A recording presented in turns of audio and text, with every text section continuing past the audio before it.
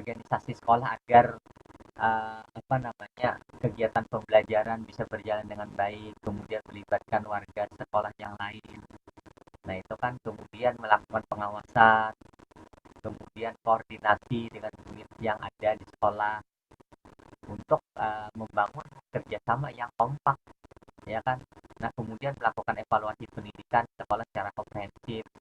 Jadi komprehensif itu secara menyeluruh melihat inputnya, prosesnya bagaimana dan outputnya. Nah itu kan.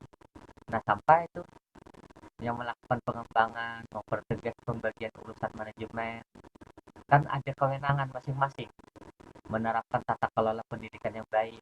Nah itu dari sisi pelaksanaan. Meskipun hari ini belum begitu jelas, tapi nanti ketika apa diulang-ulang membacanya atau melalui pertanyaan dalam diskusi ini akan bisa menjadi lebih jelas. Nah itu dari Rasid. Nah kemudian dari Mutmainah, dalam manajemen berbasis sekolah yang Bapak jelaskan di video YouTube tadi ada menjelaskan tentang pola manajemen baru masa depan. Nah, di situ ada paradigma lama dan paradigma baru. Pertanyaannya, apa perbandingan dari kedua paradigma tersebut dan mana yang dari kedua paradigma tersebut yang banyak diterapkan saat ini? Ya, untuk mutmainah, pola yang dipakai. Ini kan pola yang dipakai nih. Pola yang dipakai kita berupaya untuk memperbaiki. Jadi kalau dahulu ya kita sebut dengan paradigma lama.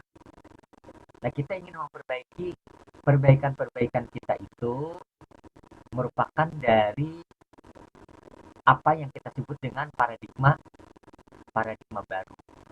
Nah, oleh karena itu tentu saja yang paradigma baru itu pakai, yang kita pakai. Nah, jadi sebagai contoh kan ada ini, ada pembagian tugas, itu sudah paradigma baru, jadi tidak terfokus kepada satu satu hierarki, satu kekuasaan, satu komando, tapi diupayakan ada pembagian-pembagian. Itu dalam dalam penjelasan sebelumnya itu sudah jelas, tapi tidak apa kita mengulang kembali.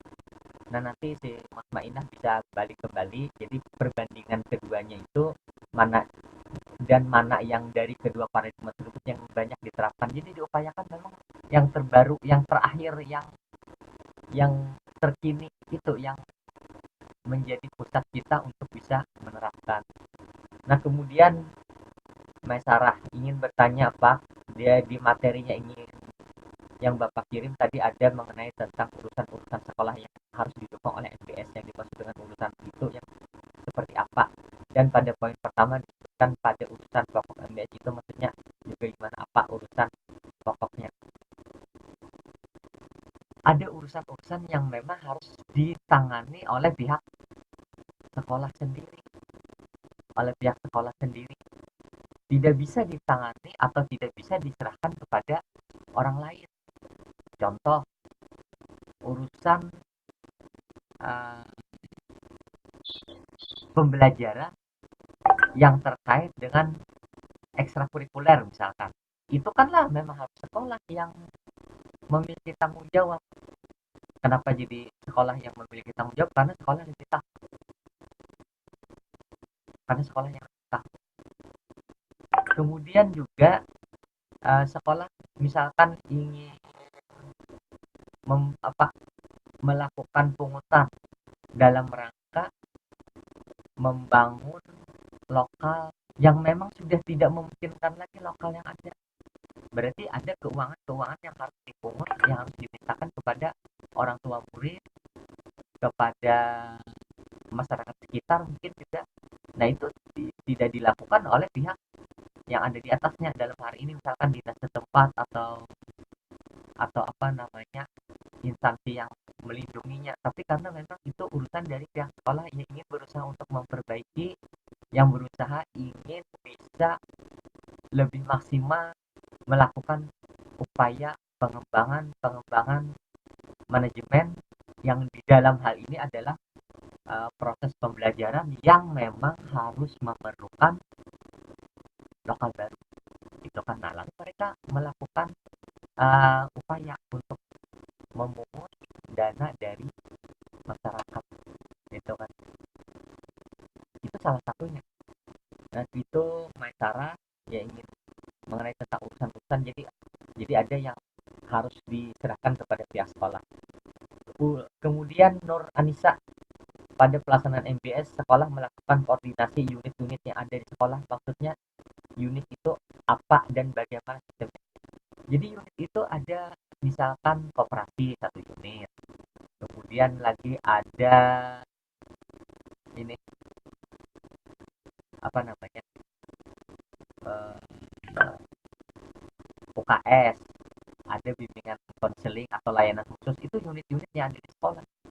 Ada usaha-usaha produksi. Nah, itu kan unit-unit, bagaimana unit-unit itu bisa bekerja untuk meningkatkan hasil, sehingga hasilnya itu bisa kembali kepada sekolah. Jadi antara unit itu bisa bekerja, atau unit-unit yang tidak berhubungan dengan usaha, misalkan yang mengelola kurikulum, yang mengelola sarana. Jadi unit-unit yang ada itu bisa dioptimalkan, selalu berkoordinasi antar satu dengan yang lain. Nah, dan pola pertama itu ya urusan-urusan yang dimaksud dengan urusan itu seperti apa.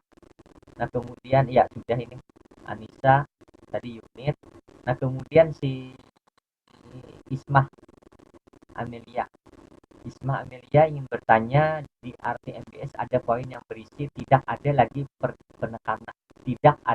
penekanan pada keseragaman dan dijamin adanya keberagaman. Itu maksudnya seperti apa?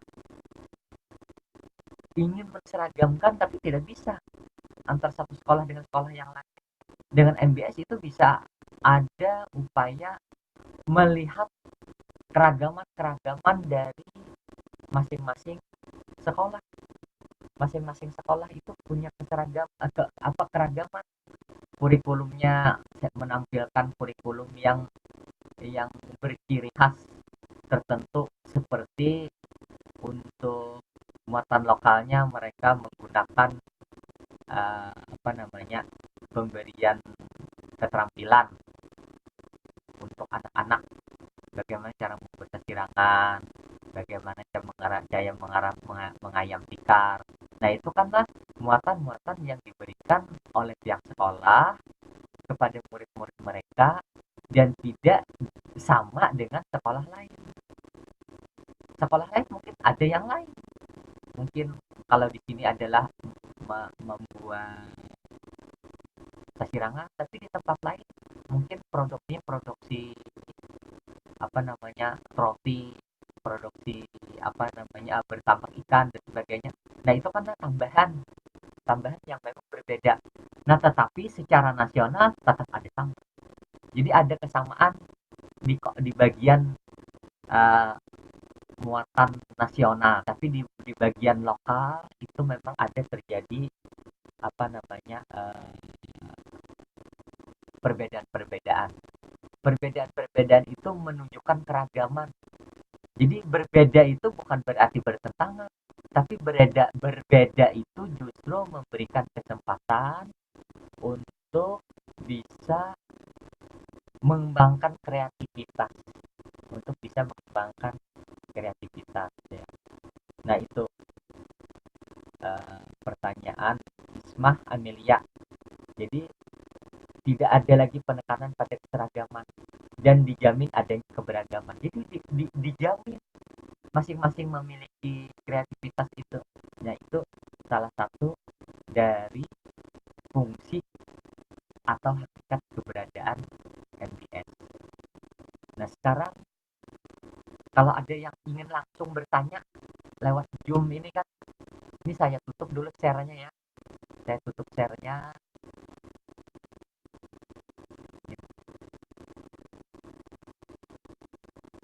Saya tutup. Nah, saya tutup share-nya ya. Silahkan yang ingin bertanya langsung, nanti akan terekam juga pada saat kita memutar balik lewat YouTube. Ya. Ya silahkan, ada yang ingin bertanya secara langsung, buka mic-nya. Ada di Wapik. Sepertinya tidak Oh iya, ada. buat Mainah ya silahkan. Ya, Kada Pak Kada. oh iya ya, nggak apa-apa. Rasid mau tanya Rasid, Rasidah, Asia, Maisara, Rina dan yang lain. Waktu kita sampai jam 15 lewat 40 ya, berarti 7 menit lagi. Oh ya Lana, silahkan Lana, buka buka suaranya Lana. Lana mau Lana ya. Oh ya, oh cuma cuma keliru, apa salah titik ya, nggak apa-apa. Nah, yang lain. Nah kalau tidak, saya masih ini, masih belum tuntas menjelaskan yang ini tadi, yang di bagian awal tadi, bagian awal tadi tentang MBS, tentang pelaksanaan MBS. Jadi pelaksanaan MBS itu sendiri, seperti yang ada di slide itu adalah langkah-langkah. Jadi artinya susun dulu perencanaan, susun dulu perencanaan, kemudian setelah disusun perencanaan nanti akan terlihat mana yang perlu disempurnakan dari sisi perencanaan. Kemudian mana yang perlu diperbaiki. Nah, setelah jalan nanti dari perencanaan ini kan akan jalan terus. Nanti ada evaluasi. Kita nanti akan melakukan evaluasi di bagian mana yang memang harus diperbaiki.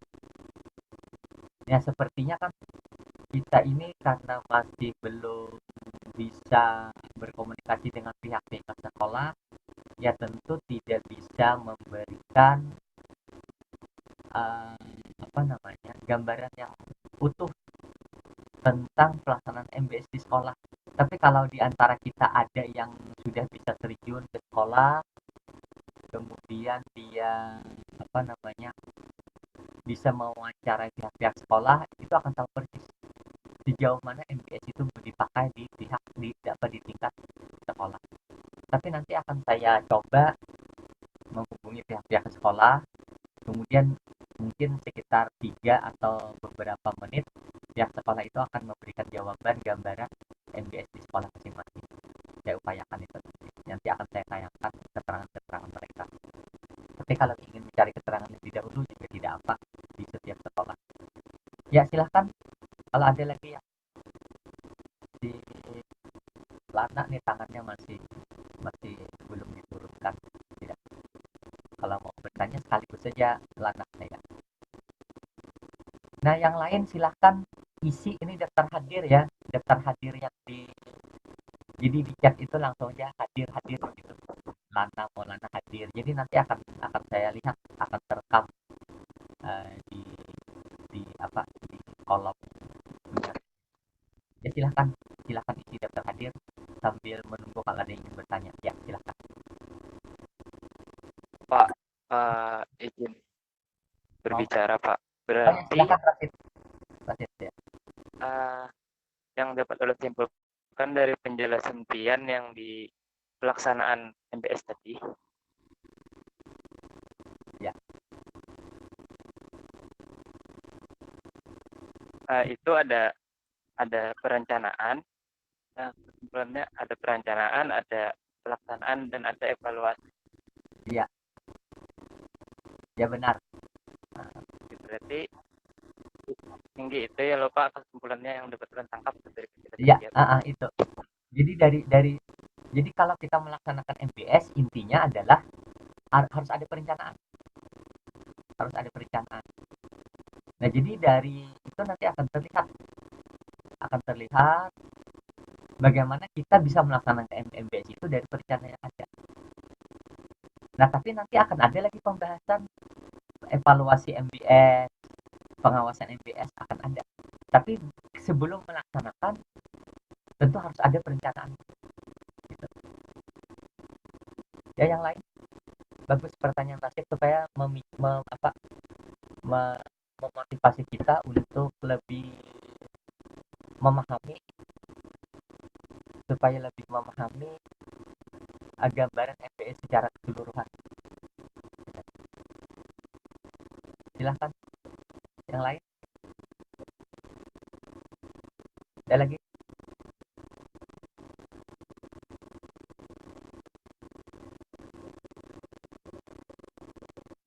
Ya.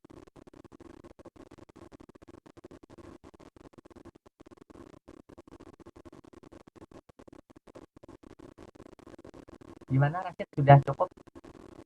Atau ada yang perlu ditambahkan lagi? Atau ada yang ingin ditanyakan? Sudah? Kalau ulun cukup Kang Pak apa jelas sudah kayak itu. Ya, terima kasih Rashid. Pada tinggi Pak, terima Ya. kasih banyak juga. Kalau kawan-kawan yang lain mungkin ada yang ingin ditanyakan. Yang lain silahkan. Kalau ulun jelas juga sudah Pak. Alhamdulillah. Ya. Terima kasih Bapak. Ya. Yang lain ada?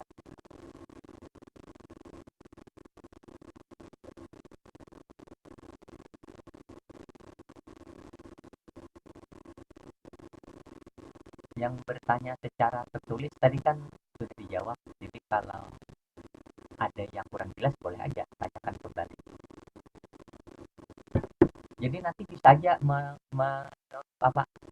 mengingat kembali jawaban saya. Kalau ternyata jawaban saya itu ada yang kurang jelas, itu bisa dikonfirmasi kembali ke saya supaya benar-benar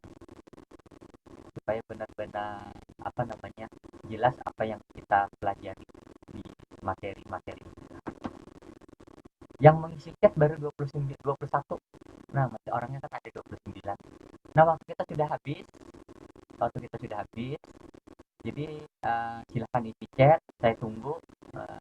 Yang sudah mengisi itu boleh aja keluar. Nah, kemudian nanti akan saya lihat lagi mana-mana yang memang dari penjelasan saya atau dari slide itu yang masih kurang. Nah, barangkali ini saja yang bisa saya sampaikan. Mohon maaf jika ada hal yang keliru.